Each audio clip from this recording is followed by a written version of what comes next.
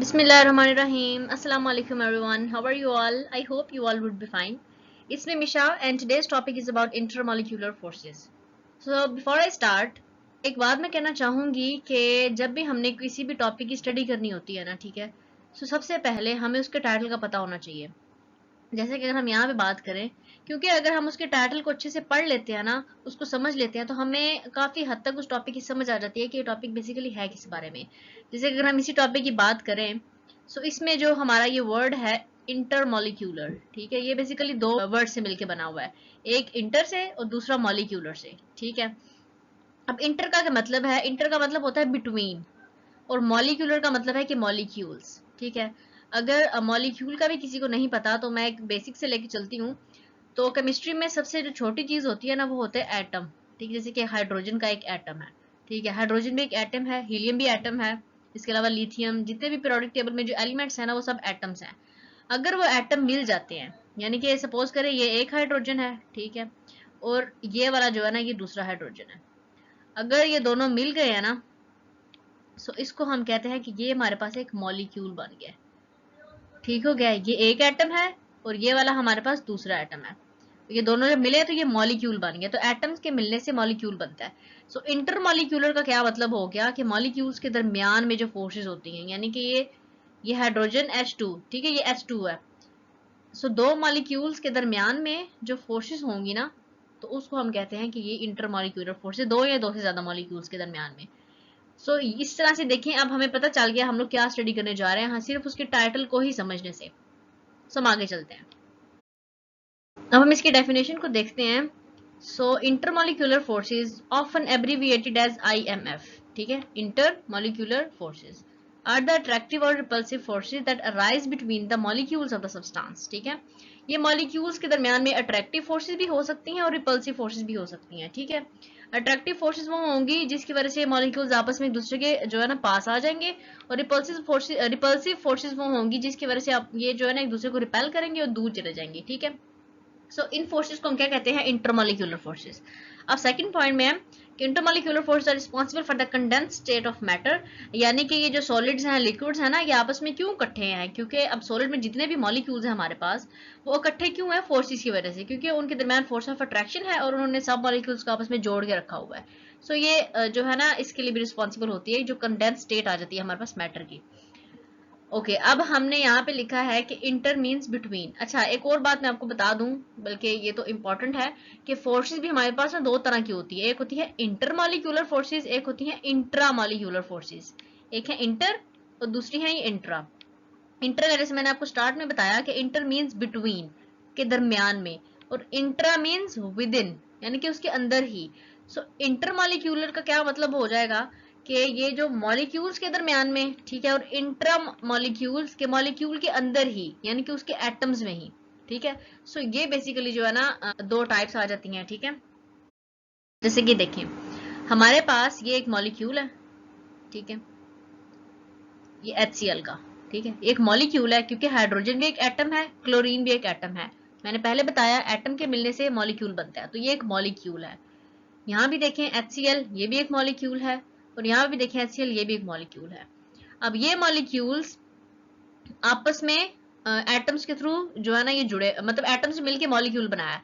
तो ये जिस फोर्स के साथ जुड़े हैं ना, ठीक है, उसको हम कहते हैं कि ये इंट्रामॉलिक्यूलर. जैसे कि यहाँ पे मैंने मेंशन किया हुआ है कि H और Cl, यानी कि हाइड्रोजन और क्लोरीन आपस में इस बॉन्ड के साथ जुड़े हुए हैं ना, ये वाला जो बॉन्ड है, ठीक है, इसको हम क्या कह रहे हैं? इस फोर्स को हम कह रहे हैं कि ये इंट्रामॉलिक्यूलर अट्रैक्शन है, ठीक है. ये वाला मॉलिक्यूल और ये वाला मॉलिक्यूल और जो ये वाला मॉलिक्यूल है, ठीक है, इन दोनों के दरमियान में, क्लोरीन के दरमियान में और हाइड्रोजन के दरमियान में, अब यहाँ पे देखें, ये दोनों एटम्स डिफरेंट मॉलिक्यूल्स के हैं. ये एक मॉलिक्यूल है और ये एक मॉलिक्यूल है और एक दूसरा मॉलिक्यूल है, ठीक है. अब ये जो फोर्स है ना, ये एक मॉलिक्यूल के एक एटम के दरमियान और दूसरे मॉलिक्यूल के दूसरे एटम के दरमियान है. सो इसको हम कहते हैं कि ये इंटर मॉलिक्यूलर है, यानी कि दो मॉलिक्यूल्स के दरमियान में फोर्स है. सो ये बेसिक डिफरेंस है इंट्रा में और इंटर में. अब नेक्स्ट हम देखते हैं इसकी टाइप्स को. सो इंटरमॉलिक्यूलर फोर्सेस की टाइप्स कौन कौन सी हैं? सबसे पहले हमारे पास dipole dipole forces, dipole induced dipole forces, ion dipole forces, ion induced dipole forces, instantaneous dipole induced dipole forces. अब वैसे तो नाम में पता नहीं क्या ही लग रही है ये, लेकिन जब हम इनको स्टडी करेंगे ना, आप देखिएगा कि हम इनके नेम से ही जो है ना अंदाजा लगा लेंगे कि इसके अंदर होना क्या है। सबसे पहले हमारे पास आ जाती है डायपोल डायपोल फोर्सेस। अब देखें, सबसे पहले हमें पता होना चाहिए डायपोल का, क्योंकि इसका नेम ही है डायपोल डायपोल फोर्सेस। तो हमें जब डायपोल का पता चलेगा ना, तो हमें इसकी समझ आ जाएगी। सो डायपोल क्या है, यहाँ मैंने एक एग्जांपल ऐड किया है। अभी स्ट्रक्चर देखें कि वाटर का स्ट्रक्चर है, ठीक है, H2O।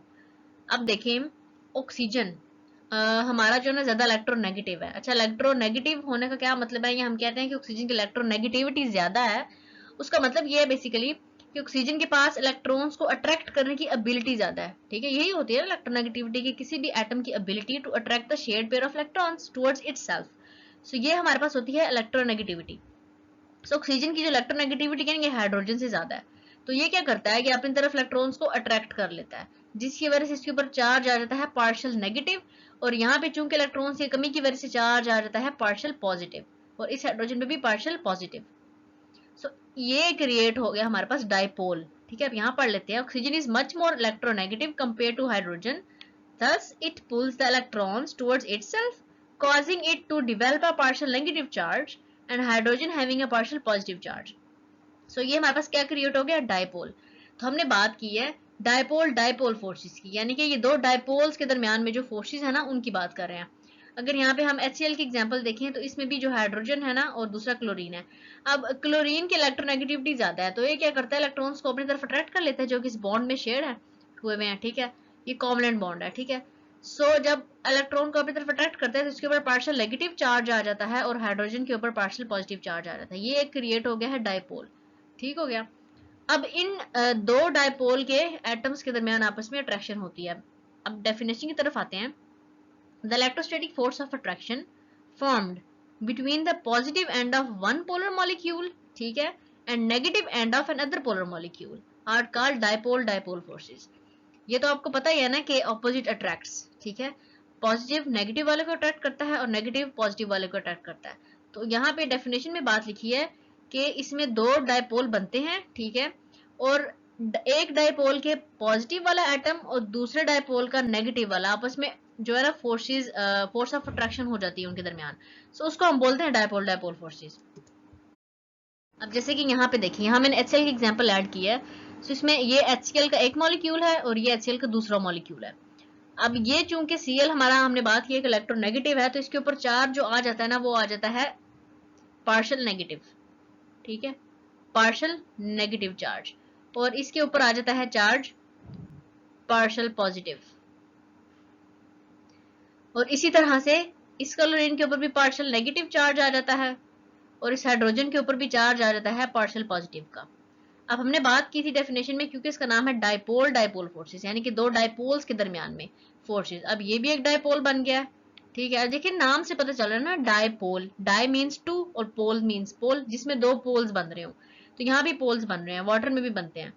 सो ये भी एक डायपोल है और ये भी एक डायपोल है। अब इसमें होता क्या है कि एक डायपोल का नेगेटिव वाला पार्ट दूसरे डायपोल के पॉजिटिव वाले पार्ट के दरमियान फोर्सेस जो है ना, उनको अट्रैक्ट करता है और उनके दरमियान फोर्सेस आ जाती हैं। इन फोर्सेस को हम बोलते हैं कि ये हमारे पास है डायपोल डायपोल फोर्सेस। तो ये इसकी फर्स्ट टाइप थी। नेक्स्ट टाइप आ जाती है हमारे पास डायपोल इंड्यूस्ड डायपोल फोर्सेस। अगर हम नाम की तरफ देखें ना, तो क्या पता चलता है कि डायपोल इंड्यूस्ड डायपोल, यानी कि एक डायपोल बना, उसने दूसरे के अंदर डायपोल जो है ना उसको बना दिया, ठीक है, यानी कि पोलैरिटी इंड्यूस करवा दी उसके अंदर। सो नाम से हमें पता चल गया है, यानी कि एक हमारे पास डायपोल होगा और दूसरे वाला डायपोल नहीं होगा, लेकिन ये जो डायपोल था वो क्या करता है, दूसरे के अंदर पोलैरिटी इंड्यूस करवा देता है। जैसे कि अगर हम इस डायग्राम में देखें, तो ये हमारे पास डायपोल है, एक की तरफ पार्शियल पॉजिटिव चार्ज है, एक तरफ पार्शियल नेगेटिव है। तो ये दो पोल्स बने हुए हैं ना, नेगेटिव और पॉजिटिव, तो ये डायपोल हो गया। अगर हम इस एटम की तरफ देखें, सो यहाँ पे इसने क्या किया हुआ है, इस पॉजिटिव वाले ने इलेक्ट्रॉन्स को अपनी तरफ अट्रैक्ट कर लिया हुआ है। ये वैसे न्यूट्रल था पहले, ठीक है, इसने अपने इन इलेक्ट्रॉन्स को अपनी तरफ अट्रैक्ट किया इस पॉजिटिव वाले ने। सो ये इलेक्ट्रॉन सारे इस तरफ आ गए हैं, पार्शियल पॉजिटिव उस तरफ चले गए हैं। तो यहाँ पे ये नेगेटिव वाला पार्ट हो गया, ये पॉजिटिव वाला पार्ट हो गया। पहले ये डायपोल नहीं था, لیکن اس ڈائپول کی وجہ سے اس کے اندر بھی پولیرٹی انڈیوس ہوگی, اس کے اوپر بھی نیگیٹو چارج, اس سائڈ پہ پازیٹیو چارج. سو اسی طرح سے ان کے درمیان, پھر اس کے پازیٹیو کے درمیان میں اور اس کے نیگیٹو کے درمیان میں جو ہے نا بانڈنگ ہو جاتی ہے, تو اس کو ہم کہتے ہیں کہ ڈائپول انڈیوس ڈائپول فورسز. اب جیسے کہ ڈیفینیشن کی طرف دیکھیں تو the forces of attraction formed when the positive end of dipole attracts the mobile electrons of nearby non-polar molecule. ٹھیک ہے, یعنی کہ یہ نان پولر مالیکیول کے اندر پولیرٹی انڈیوس کرواتا ہے, کیونکہ پولر میں تو ڈیفینیٹلی وہ تو پولر ہیں, تو ان کے اندر تو آلریڈی ہے نا پولیرٹی. سو اس میں جو ہے ڈائپول ہم انڈیوس اس کے اندر کروائیں گے جو کہ نان پولر ہے, اس کے اندر پولز نہیں بنے ہوئے. ٹھیک ہے, اور ہمیشہ یاد رکھنا ہے کہ پولیرٹی انڈیوس ہی وہاں پہ ہوتی ہے جہاں پہ الیکٹرو نیگیٹیوٹی کا ڈفرنس آ جاتا ہے. الیکٹرو نیگیٹیوٹی کا ڈفرنس کا مطلب ہے کہ دو ایٹمز مل کے انہوں نے مالیکیول بنائے, ان دونوں ایٹمز کے الیکٹرو نیگیٹیوٹی میں ڈفرنس ہے. سو یعنی کہ ایک مور الیکٹرو نیگیٹیو ہے, دوسرا لیس ہے. ٹھیک ہے, سو تب ہمارے پاس جو ہے نا وہاں پہ پولیرٹی آتی ہے. سو اس کی ہم ڈیفینیشن کی بات کر رہے تھے, تو اس میں کیا ہے کہ positive and of one polar molecule attracts the mobile electrons of another non polar molecule. ان کو جب اٹریکٹ کرتا ہے تو وہ اس کی طرف آ جاتے ہیں, تو ایک سائڈ ہماری پارشل نیگیٹو ہو جاتی ہے, دوسری پارشل پازیٹیو ہو جاتی ہے, تو ان کے درمیان جو فورسز کریٹ ہو جاتی ہیں تو ہم انہیں کہہ دیتے ہیں کہ یہ ڈائپول انڈیوس ڈائپول فورسز ہے. ٹھیک ہے, یہاں پہ ایک اور ایگزامپل ایڈ کی HCl کی اور Br کی, یعنی کہ برومین کا مالیکیول ہے, یہ برومین کا ایک ایٹم ہے, یہ ایک ایٹم ہے, اور یہ مل کے انہوں نے کیا بنایا ہوا ہے, برومین مالیکیول. اب HCl بھی ہمارے پاس پولر ہے, لیکن یہ ہمارے پاس نان پولر ہے, کیونکہ دیکھیں نا سیم ایٹمز ہے نا. سو کیسے ان کے درمیان الیکٹرو نیگیٹیوٹی کا ڈفرنس آئے گا, کیونکہ ایٹمز ہی سیم ہے. سو اب کیا ہوتا ہے, اس کا جو ہائیڈروجن ہے یہ کیا کرتا ہے, برومین کے الیکٹرونز کو اپنی طرف اٹریکٹ کرتا ہے. سو اس کے اوپر ایک برومین کے اوپر آ جاتا ہے پارشل نیگیٹو چارج, کیونکہ الیکٹرون ڈینسٹی ایک طرف زیادہ ہو گئی ہے, اور دوسری طرف الیکٹرون ڈینسٹی کی کمی کی وجہ سے اس کے اوپر آ جاتا ہے پارشل پازیٹیو چارج. سو ان دونوں کے درمیان آپس میں اٹریکشن ہو جاتی ہے, جس کو ہم کہہ دیتے ہیں کہ ڈائپول انڈیوس ڈائپول فورسز. جس کی نیکسٹ ٹائپ ہے یہ ہے آئن ڈائپول فورسز. ٹھیک ہے, اب جیسے کہ نام سے پتہ چل رہا ہے آئن ڈائپول فورسز, اس میں آئنس کے درمیان میں اور ڈائپولز کے درمیان میں فورسز ہوں گی. ٹھیک ہے, کس طرح سے, the force of attraction between the ion and the dipole is called ion dipole forces. ٹھیک ہے, دیکھیں یہ ہمارے پاس آپ کو پتا نا کہ جو آئنک کمپاؤنڈز ہوتے ہیں جب ان کی ڈیسوسیشن ہوتی ہے, یا ہم کہتے ہیں کہ ان کی جب آئونائزیشن ہوتی ہے تو آئنز بنا دیتے ہیں. NaCl ہمارے پاس ایک آئنک کمپاؤنڈ ہے جو کہ Na پازیٹیو اور Cl نیگیٹو سے مل کے بنا ہوا ہے. یہ ہمارے پاس کیٹائن ہے پازیٹیو چارج والا, اور جو نیگیٹو والا ہوتا ہے وہ ہمارے پاس انائن ہوتا ہے. سو جب آئنک کمپاؤنڈ ٹوٹتا ہے, اس کی آئونائزیشن ہوتی ہے تو وہ آئنز میں کنورٹ ہو جاتا ہے. تو جب اس طرح جب NaCl کو ہم واٹر میں ڈیزالو کرتے ہیں نا تو اپنے آئنز میں کنورٹ ہو جاتا ہے. اب کیا ہوتا ہے, ہم نے پیچھے بات کی تھی کہ واٹر ہمارے پاس جو ہے نا وہ پولر مالیکیول ہے. ٹھیک ہے, سو اس کے اندر پولیرٹی آلریڈی ہے. ٹھیک ہو گیا, سو یہ ہمارے پاس آکسیجن ہے اور یہ دو ہائیڈروجن ہے. اب Na پازیٹیو ہے نا, تو اس کے ساتھ ظاہری بات ہے پازیٹیو والے کے ساتھ ہمارا نیگیٹو والا آ کے پارٹ جڑے گا.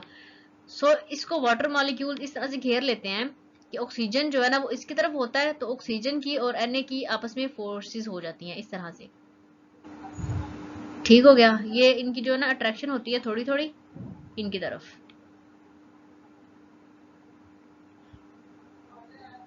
اسی طرح سے نا یہ سارے مالیکیولز کی اٹریکشن ہوتی ہے Na کے ساتھ. ٹھیک ہے, آکسیجن کے مالیکیولز کیونکہ وہ نیگیٹو ہے. سو یہ ہوگی ہمارے پاس آئن اور ڈائی پولز کے درمیان میں فورسز. اگر ہم اسی طرح سے Cl کی بات کریں, کیونکہ کلورین بھی تو ہے, سو وہ کیا کرتا ہے, واٹر کے مالیکیول اس طرح سے ارینج ہو جاتے ہیں کہ ہائیڈروجن جو ہے اس کی طرف ہو, کیونکہ وہ ہائیڈروجن پارشل پازیٹیو ہے اور کلورین نیگیٹو ہے. اس طرح سے کلورین کے ساتھ اٹریکشن ہو جاتی ہے یہاں پہ ہائیڈروجنز کی. ٹھیک ہے, سو اس طرح سے ہمارے پاس آئن ڈائپول فورسز جو ہے نا ڈیولپ ہوتی ہیں. نیکسٹ ہمارے پاس رہتا ہے آئن انڈیوس ڈائپول فورسز. اب آئن انڈیوس ڈائپول فورسز کا کیا مطلب ہے کہ اب اس میں آئن جو ہے نا وہ ایک ڈائپول انڈیوس کروائے گا. کس طرح سے, سب سے پہلے ایگزامپل دیکھیں. سو یہاں پہ ہمارے پاس فیرس آئن ہے. ٹھیک ہے, اور یہاں پہ ایک یہ مالیکیول ہے. ٹھیک ہے, اب اس فیرس نے کیا کیا, یہ چونکہ ہمارے پاس یہ پازیٹیو چارج تھا. ٹھیک ہے, پازیٹیو آئن کیا کرتا ہے, اس کے الیکٹرونز کو اپنی طرف اٹریکٹ کرنا شروع کر دیتا ہے. جب الیکٹرونز کو اٹریکٹ کرے گا نا تو ایک پہ آ جائے گا پارشل نیگیٹو چارج, دوسرے پہ آ جائے گا پارشل پازیٹیو چارج. سو ان کے درمیان اس طرح سے فورسز ڈیولپ ہو جائیں گی. سو یہ سمپل سا تھا ہمارے پاس. لاسٹ ہمارے پاس ٹائپ آ جاتی ہے اس کی, وہ ہے انسٹنٹینیس ڈائپول انڈیوس ڈائپول فورسز. اب اس کا نام بھی کافی بڑا ہے. ٹھیک ہے, اس کو ہم لنڈن ڈسپرشن فورسز بھی بولتے ہیں. اور ایک اور چیز میں مس کر گئی ہوں کہ جو ہمارے پاس تھی نا ڈائپول انڈیوس ڈائپول فورسز, ان کو ہم ڈیبائی فورسز بھی بولتے ہیں. سو نیکسٹ ہے ہمارے پاس انسٹنٹینیس ڈائپول انڈیوس ڈائپول فورسز. اب انسٹنٹینیس کا مطلب کیا ہوتا ہے, سڈن. ٹھیک ہے, ڈائپول سڈن ہمارے پاس ڈائپول بنتا ہے, इंड्यूस्ड डायपोल, और उस डायपोल ने दूसरे के अंदर भी पोलैरिटी को इंड्यूस करवा दिया, वो वाली फोर्सेस। ठीक हो गया।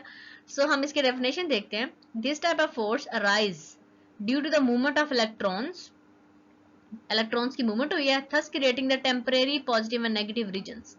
पहले तो हमने डायपोल बनाना है, ठीक है, क्योंकि इस केस में हमारे पास दोनों डायपोल्स नहीं है, हमने डायपोल बनाना है। इसको हम जो है ना लंडन डिस्पर्शन फोर्सेस भी बोलते हैं। अब जैसे कि देखें, हमारे पास आराम से एक एटम पड़ा हुआ है, ठीक है, जिसके अंदर डिस्ट्रीब्यूशन देख लें इलेक्ट्रॉन्स की किस तरह से है, इक्वल डिस्ट्रीब्यूशन, जिसको हम कहते हैं कि सिमेट्रिकल डिस्ट्रीब्यूशन, ठीक है, और दरमियान में हमारे पास न्यूक्लियस है। अब क्या हुआ है, इसमें इलेक्ट्रॉन्स की मूवमेंट इस तरह से हुई है कि इलेक्ट्रॉन डेंसिटी एक तरफ इंक्रीज कर गई है, जिसकी वजह से अब देखिए तीनों इलेक्ट्रॉन्स यहाँ पे मूव कर गए हैं। सो इसके ऊपर इलेक्ट्रॉन डेंसिटी एक तरफ चली गई है ना, तो इस वजह से यहाँ पे चार्ज आ गया है पार्शियल नेगेटिव, और चूंकि यहाँ पे हमारे पास न्यूक्लियस भी है और इलेक्ट्रॉन्स की कमी भी हो गई है, तो यहाँ पे चार्ज आ गया पार्शियल पॉजिटिव। ये हो गया हमारा डायपोल इंड्यूस। ठीक है, अब जैसे इस एग्जांपल में देखें, सो यहाँ पे इलेक्ट्रॉन्स की डिस्ट्रीब्यूशन ये सिमेट्रिकल डिस्ट्रीब्यूशन है। सो इलेक्ट्रॉन्स की मूवमेंट की वजह से इलेक्ट्रॉन सारे एक तरफ मूव कर गए, और यहाँ पे आ गया पार्शियल नेगेटिव चार्ज, और इस साइड पे आ गया पार्शियल पॉजिटिव चार्ज। ये हो गया हमारे पास एक इंड्यूस, हमने डायपोल इंड्यूस करवा लिया, डायपोल बना लिया। अब इस डायपोल के बनने से क्या हुआ है, अब इस डायपोल के देखिए, इस पॉजिटिव वाले ने, इसको थोड़ा ना आप इन्वर्ट कर लें, इसके पॉजिटिव वाले ने क्या किया, दूसरे इलेक्ट्रॉन, दूसरे एटम जो कि न्यूट्रल है बिल्कुल, उसके इलेक्ट्रॉन्स को अपनी तरफ अट्रैक्ट किया, और उसके एक साइड पे पार्शियल नेगेटिव चार्ज बना लिया, इंड्यूस हो गया, और दूसरी तरफ पार्शियल पॉजिटिव चार्ज इंड्यूस हो गया। ये भी हमारे पास क्या हो गया, ये हमारे पास हो गया डायपोल। सो इस तरह के फोर्सेस को हम क्या कहते हैं कि dipole, instantaneous dipole, induced dipole forces. Instantaneous का मतलब है कि ये जो है ना चुटकियों में बनती हैं और उसी तरह खत्म भी हो जाती हैं। ठीक है, मतलब ये बहुत सेकंड्स में बनती हैं और सेकंड्स में खत्म हो जाती हैं। सो इसीलिए इसका नाम इंस्टेंटेनियस भी है।